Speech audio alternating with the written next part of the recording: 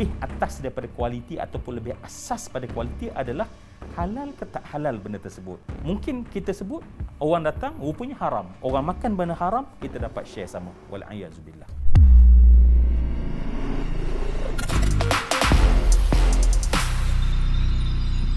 Assalamualaikum dan kembali bertemu dalam Sema Viral hari ini berkongsi tentang isu makan.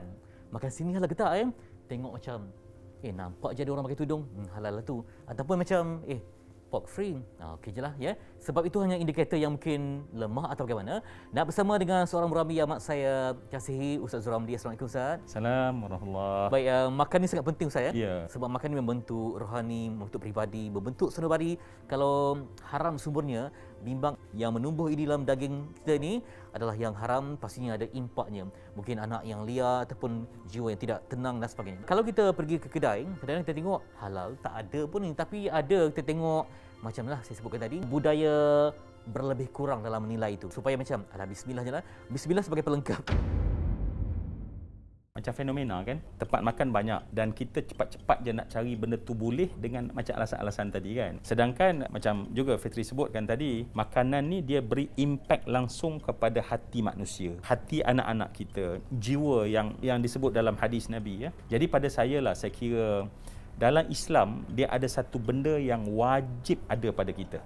Baru kita boleh akan ada kesedaran. Kalau tak ada benda tu dalam hati kita ni, cakaplah apa pun dia rasa macam biasa sahaja. Benda tu namanya adalah warak. Cuma dalam bahasa kita ni, warak ni orang selalu fikir warak ni orang yang mungkin pakai dia tak kemas ya. Ada serabai-serabai. Oh, warak budak tu kita katakan. Tapi warak ini bukan soal apa dia pakai, tapi apa dalam hati dia. Maknanya bersungguh dia, hati-hati dia hanya makan yang halal dan menjauh haram termasuk syubhah. Jadi orang tu lah yang insya-Allah dia bukan hanya tengok orang pakai tudung dan kita boleh masuk, dan tengok mungkin hanya signboard-signboard yang sepintas lalu dan buat keputusan dah boleh makan. Jadi warak tu penting. Jadi kalau dalam situasi yang masih kita ragu-ragu kan, macam kata ada mesyuarat kan, orang dah hidang semua ni, tapi kita tengok macam ni kan, ayam hidang tu ayam, daging semua kan. Jadi macam-macam apa tindakan kita sebagai seorang Muslim untuk, kita ni kadang terlalu menjaga hati sampai kita pun nanti bimbang juga nanti balik menangis pula menyesal semua. Sebenarnya warak ni prinsip orang Islam, dan daripada prinsip itu orang akan kenal kita. Maknanya kalau kita berlebih kurang, yang tak halal diletak atas meja, kita pun sapu sebab nak jaga hati dia, maka dia akan rasa bahawa akan datang dia boleh buat. Tetapi kalau dia nampak kita tu teliti, akan datang, dia akan rasa nak serve, mesti make sure that memang benda ni ikut piawai-piawai halal yang sepatutnya. Jadi dia balik pada diri kita sebenarnya. Perkara inilah yang sebenarnya Nabi tekankan sangat bila cakap innal halala bayyinun wa innal harama bayyinun wa bainahuma umurun mushtabihatun dalam hadis riwayat Bukhari Muslim ya. Jadi nak ceritanya tadi, benda tadi. Kalau kita ada dalam hati kita hati-hati, dia akan bentuk sikap hati-hati, orang akan respect kita insya-Allah. Ada mungkin pengusaha yang mendakwa mereka menggunakan makanan yang betul-betul halal tapi tidak ada logo ataupun sebarang tanda yang mengesahkan ia halal, dan tambah untuk mengindahkan lagi pemandangan digunakan mungkin Instafamous, orang yang mungkin ada nama untuk untuk review makanan. Jadi untuk mengesahkan kehalalannya. Saya kira ini satu benda yang bahaya pada influencer, orang-orang yang ambil amanah. Dia kena tahu bahawa setiap orang yang terpengaruh dengan dia, percaya apa dia kata sedangkan dia tak tahu, perkara tersebut share dosa dia dapat. Jadi kalau itulah kedudukannya, saya kira siapa-siapa yang nak buat review, pastikan betul-betul benda itu sebegitu. Kita konteks kita ada, kita buat make sure that supaya kualiti itu sedap. Tetapi lebih atas daripada kualiti ataupun lebih asas pada kualiti adalah halal ke tak halal benda tersebut. Jadi ini jadi panduanlah mungkin pada influencer, siapa-siapa yang mungkin nak review makanan, make sure that. Sebab mungkin kita sebut orang datang rupanya haram, orang makan benda haram, kita dapat share sama. Wal'ayazubillah. Bermula di rumah sebagai madrasah pertama kita, ibu bapa perlu sangat tegas dalam bab makan halal ni. Kalau ibu bapa pun lebih berkurang je macam mana Ustaz? Sebab ini melibatkan pembentukan sasiah, melibatkan rohani kita, supaya budaya halal ini adalah budaya yang betul-betul jadi kita punya kekuatan, kebaikan. Itulah letaknya kita punya kehebatan sebagai seorang Muslim. Betul, sebab itu Nabi sebut dalam hadis, barang siapa yang menjaga soal syubuhat, syubhat ni bukan haram ni. Maknanya tak berapa sure, tetapi dengan sebab warak dia tadi dia jaga. Maka Nabi kata akan terpeliharalah agama dia dan maruah dia. Jadi maknanya memang betul, apa kita makan tapi dia libat pada agama kita.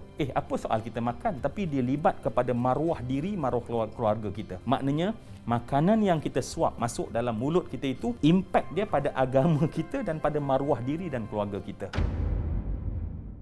Suasana juga memiliki peranan yang penting, yang mana kita ni makan dikatakan situ tempat halal, tapi kelilingnya ada arak kan yang boleh mencetuskan kepada fitnah. Ya, kalau kita nak lebih warak, maka tempat tersebut memang sah-sah bukan jadi pilihan kita, ya, sebab ada pilihan lain sebenarnya yang untuk kita supaya jangan kita terlibat dengan yang kita katakan tadi, ya. Sebab memang dari sudut asal hukumnya adalah halal itu ialah apa yang kita makan dan apa saja hiliran yang kita terlibat dengan makan itu. Jadi kalaulah tiba-tiba pinggan yang sama tadi dihidang untuk stik khinzir contohnya, kemudian kita minta stik lembu, sedangkan pinggan yang sama, maknanya lembu tu halal, kita dah orang tu sembelih, tetapi sebab pinggan itu, maka sebab itulah JAKIM dia ambil berat tentang perkara ini, dan sebab itulah kalau kita refer pada JAKIM itu yang lebih selesa sebenarnya. Kita tengok masuk kedai namanya memang katakan Haji Zul katakan. Tapi juga pekerja ni macam dari mana datang ni kan? Kalau kita nak diskriminasi atau apa, tapi kita bimbang sebab kita mahukan kalau boleh halal tu biarlah semuanya teratur, sebab bila orang Islam yang buat, kita rasa macam yakin pastilah dia menjaga kesucian. Sebab orang ingat halal pada ramuan saja tapi tidak pada cara yang keseluruhannya. Balik pada warak tadi, dia sebenarnya ada degree dia. Awak kata baseline dia adanya adalah soal benda tu halal. Tetapi untuk kita, dia ada benda lebih lagi. Ya, lebih lagi. Kadang-kadang memang halal benda tu. Tetapi mungkin kita tengok persekitaran, itu juga kena ambil kira pada kita, sebab dalam Islam, apa yang ada dalam Nabi sebut, فَإِنَّ الصِّدْقَ طَمَأْنِينَةٌ. Sebab benda yang betul itu dia akan otomatik secara naluri dia memberi ketenangan pada kita. Kalau tak betul, dia rasa macam tak selesa, tak best, maka tinggalkan. Termasuklah kalau macam gelas-gelas yang berkongsi, ya. Orang di depan minum arak kan, nanti dia basuh, kita pula apple ke apa semua kan. Jadi Ustaz, bercampur sebegitu.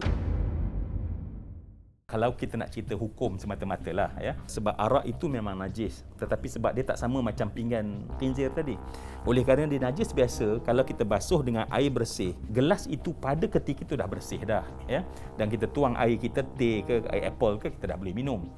Namun degree kepada warak tadi, kalau kita tengok bercampur, ini bukan benda yang bagus untuk aku. Lebih baik kita hindarkan diri kita.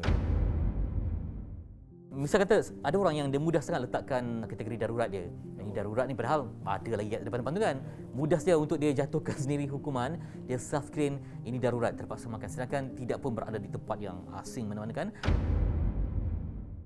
Ini balik pada iman lah. Iman, balik kepada soal percaya pada Allah. Tahu kesan-kesan daripada kita tahu kalau kita doa, kita makan tak betul. Nabi sebut dalam hadis, kita tadah tangan ya Rabbi pun Allah tak akan dengar doa kita. Ya, jadi kesedaran inilah sebenarnya yang akan menjadikan kita tak mudah-mudah menetapkan apa yang ulama kata darurat sampai this extent. Kita tak akan mudah-mudah, macam ni pun dah darurat. Balik pada sebenarnya bukan soal darurat tu, kesedaran keimanan dia tu sebenarnya. Ada orang dia hari ini dia mungkin istighfar, tapi kena check balik sama ada dia masih valid ke tidak. Jadi orang tu dia mungkin faham tentang hukum hakam, tapi sebabkan lapar, dia macam berlebih kurang dalam isu ini. Jadi Ustaz, kita tengok iman ni turun naik kan. Hanya kerana makan dan juga untuk menjaga hati ataupun macam rasanya terdesak, dia sanggup korbankan prinsip ilmu yang dia ada itu sendiri. Dia iman ni walaupun orang kata Yazid yang turun naik, tetapi dia bukan turun sampai ke lantai. Dia ada had dia. Dia tak boleh turun sampai ke lantai. Dia naik boleh naik tinggi, tetapi turun tak boleh sampai, orang kata sampai tak beriman orang tu. Jadi iman kalaupun dia turun, tetap menjadikan bahawa okey, kalau haram aku takkan makan. Saya suka pepatah India bagi tahu. Dia kata apa dia? Prinsip ni seperti seekor singa yang takkan makan rumput walaupun terpaksa dia mati kebuluran. Jadi kalau itu prinsip, itulah prinsip kita orang beriman sebenarnya. It's okay kalau sampai tahap Itu aku bertahan hanya makan yang halal, insya-Allah. Itu memerlukan kekuatan yang tinggi Ustaz. Ya. Yang penting tadi kita dapat tahu Ustaz jelaskan bahawa warak ke keimanan ke ada dia punya darjah dia. Semoga ini memberikan iktibar bagi Ustaz Ramli, berkongsi ilmu yang bermakna, dan kita pun ambil iktibar dalam setiap perkongsian kerana ilmu ini umpama permata yang mampu terangi sepanjang zaman sifatnya. Jumpa lagi dalam Sembang Viral. Assalamualaikum, saya Fitri Yahya. Jumpa lagi.